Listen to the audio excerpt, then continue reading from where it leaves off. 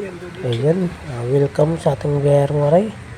At ito nga, katatapos lang natin mag-EGR at atin nang dinodouble check ang mga pinagkakabit. Kung maayos ba o walang may nakalimutan. At ito nga, okay naman ang ating mga pinagkakabit na. At atin nang papasokin sa loob ng sasakyan para i-testing ang ating kinabit na mga pyesa. At dito tayo sa loob. Ang ating unit ngayon ay isang Ford Everest 2.0. Ayan, at pasok tayo dito sa loob. Ang una natin gagawin dito ay mag-reset, manual reset. At ayan, buksan na natin, lagay na natin ang kanyang susi sa loob ng susihan. Ayan mga kabiyaro, good morning. At ito ang ating topic ngayon, tungkol sa pag-reset ng sasakyan, no? Pagka galing sa EGR. Manual reset pa tayo. Ayan ang ginagawa natin. Mag-start tayo. Ayan, at normal lang na unang andar ay mamamatay dahil sa wala pang ganong laman ng kanyang fuel. Ayan. Nagre-reset tayo dyan. Nag-i-start yan pero mamamatay ulit.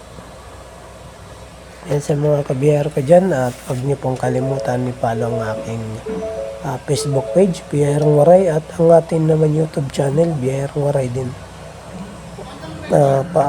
Pa-subscribe po ako sa aking YouTube channel. Ayan mga kabiyaro. At atin nang sinusubukan ayusin ang kanyang signage, no? Ayan, i-reset kalitahan natin yan kung paano natin papaandarin yan. Tawag po yan ay manual reset po. At kung mapapansin nyo, ang ating camera dyan ay maalog dahil sa ating binubumbahan ng kanyang sasakyan para umandar, no? Ayan mga kabiyero, kung mapapansin nyo, yung ating camera ay maalog. Mapansin natin dyan pag mag-start tayo. Ayan mga kabiyero, at atin mo nang reset. At ito na mga kabiyero, mag-start na tayo ng ating sasakyan. At ayan, maalog ang ating camera dahil nagbubomba tayo ng ating paa. At ito nga, umandar na mga kabiyero ang ating sasakyan. At ito, ayan, nagpakita na si biyayang natin tayo. At okay na, umaandar ng ating sasakyan. Ibig sabihin, good shit ang ating gawa. Ayan. At atin na rin itong paandar. At papakita din natin sa ating kasamaan kung wala tayong nakalimutan sa loob ng makina na sumingaw, katulad ng mga fuel line. At papakita natin sa ating kasamaan, papasuyo natin dahil nasa loob tayo ng sasakyan. Ayan. Atin nga pala dyan pinipindot ang kanyang mga signage sa loob. Inanap natin ang kanyang RPM. Tan, pacheck nga sa harapan kung walang may natagas.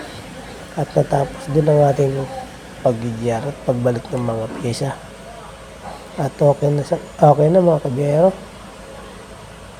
Ayan. Huwag po natin kalimutan i-follow ang ating Biyayang Waray. Maraming salamat po mga kabiyero. At soundtrack na lang muna tayo. Dahil wala akong maisip na sabihin. Kung anong sasabihin ko. Ayan.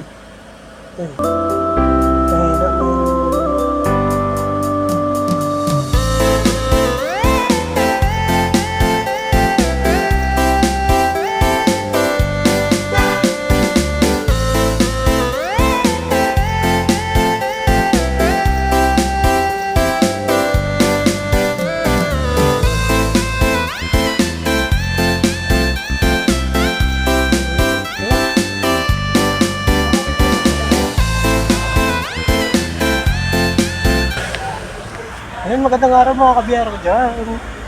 At napa-start na natin ang ating ginawa. Ayan. Isa pa ko, Ford Everest 2.2. Yan, magandang araw sa inyo. Let's go, Biyahero Maray.